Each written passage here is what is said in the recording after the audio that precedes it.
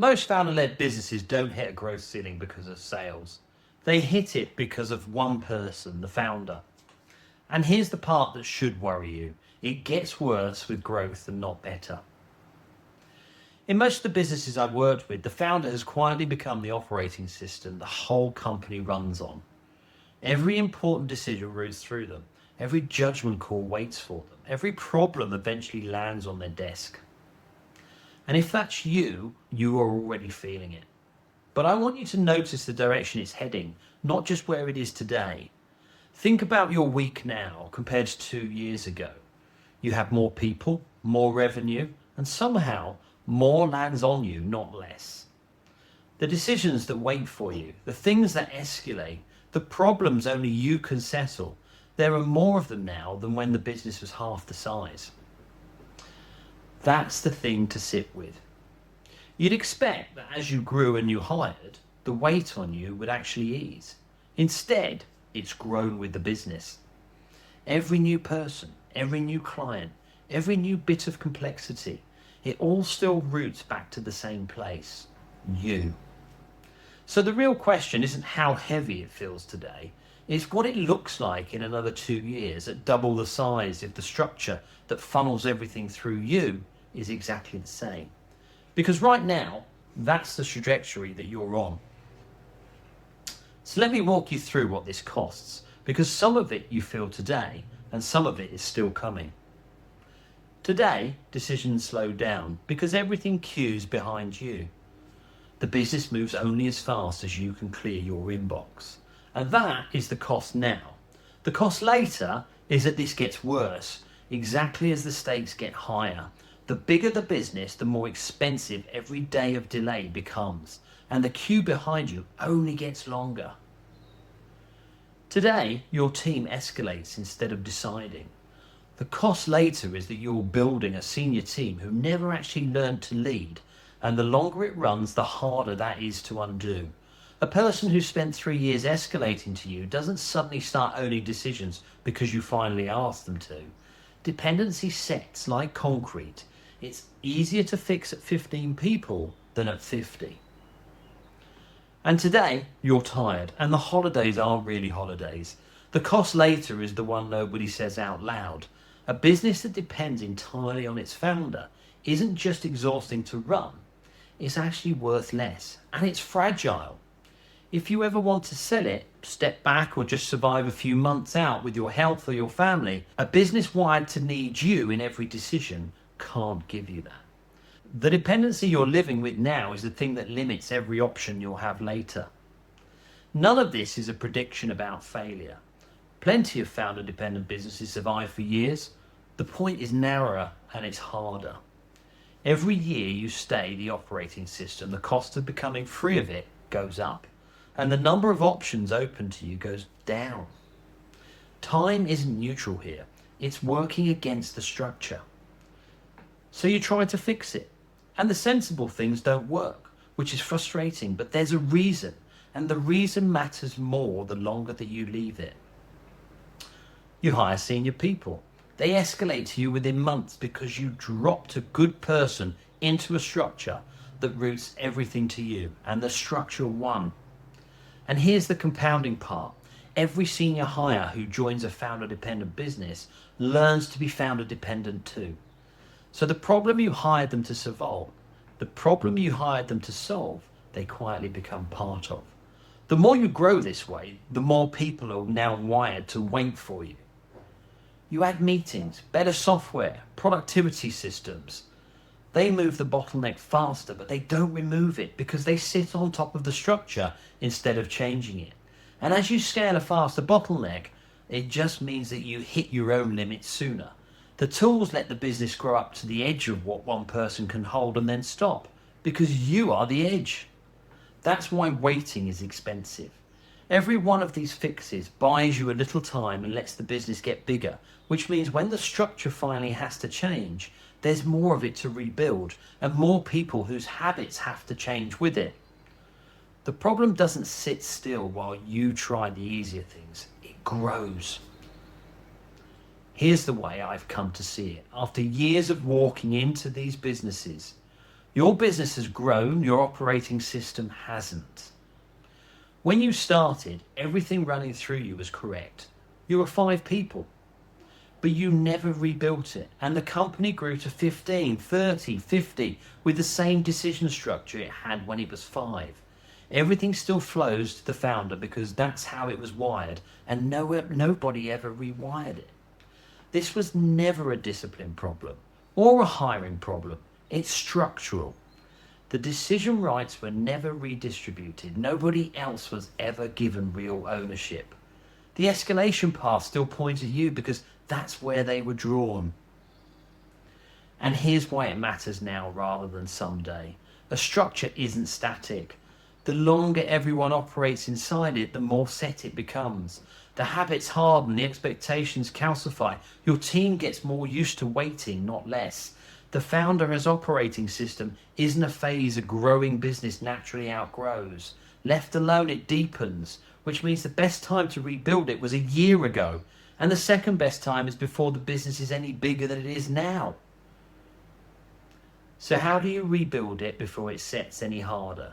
After enough of these, I've found the work moves through 3 stages in an order that matters. I call it moving from founder dependence to operational independence. First, you've got clarity. You see clearly where the business actually depends on you, which decisions only you make, where things escalate, which of the 5 areas, people, process, strategy, finance, leadership, is most wired to need you.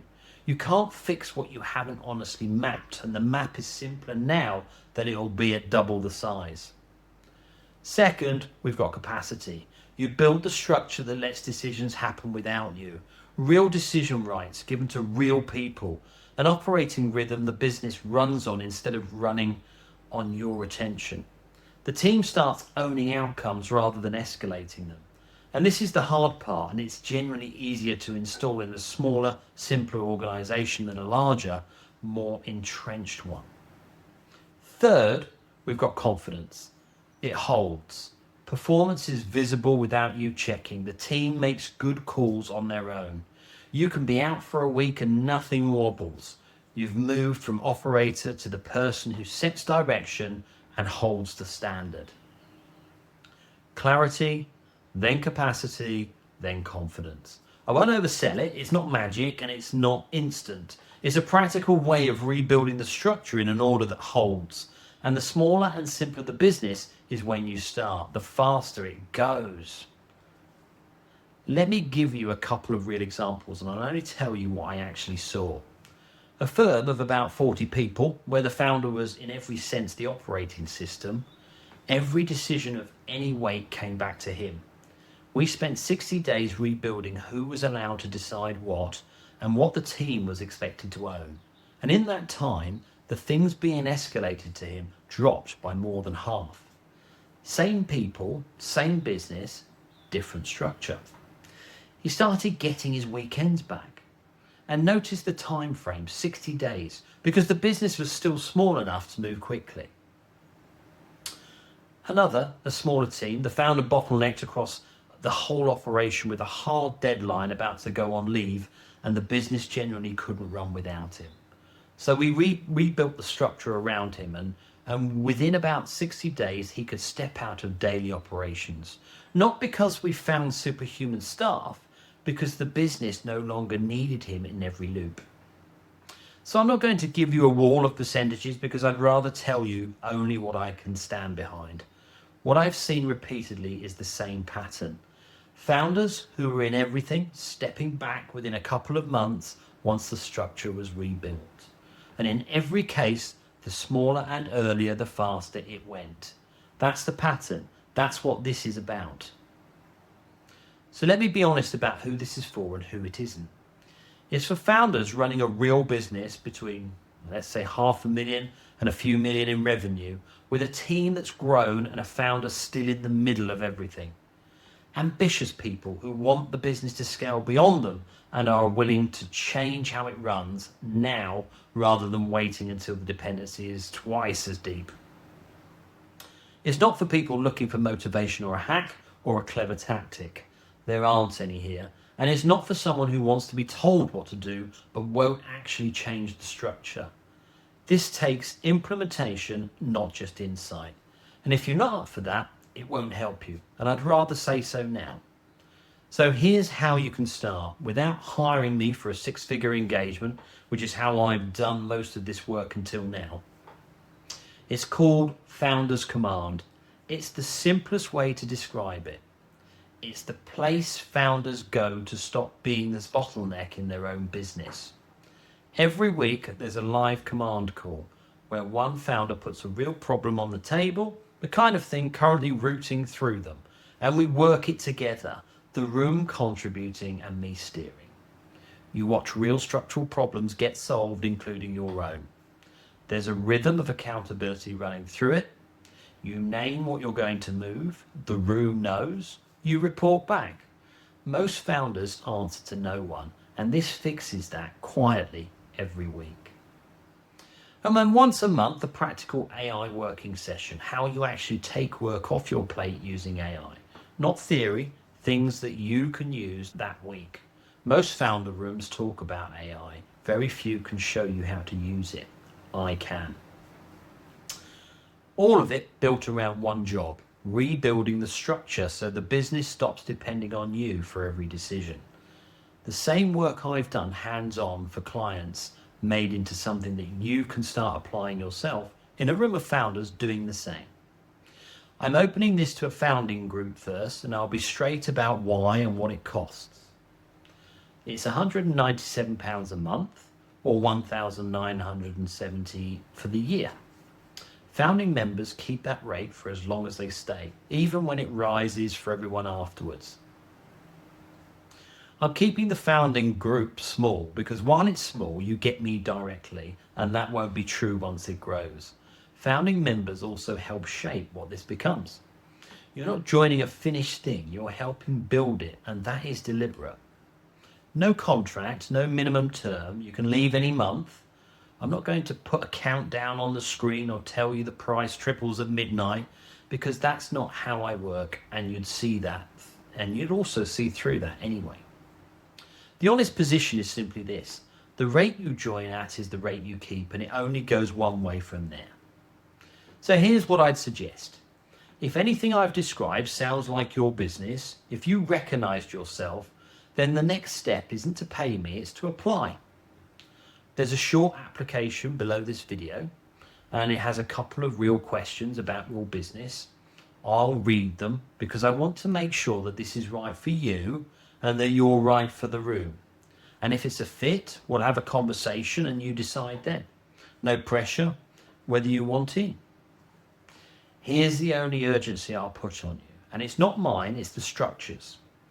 You already know you're the bottleneck. Every month you stay it, the dependency gets a little harder and the rebuild gets a little bigger. Nothing breaks today, it just quietly gets more expensive to fix.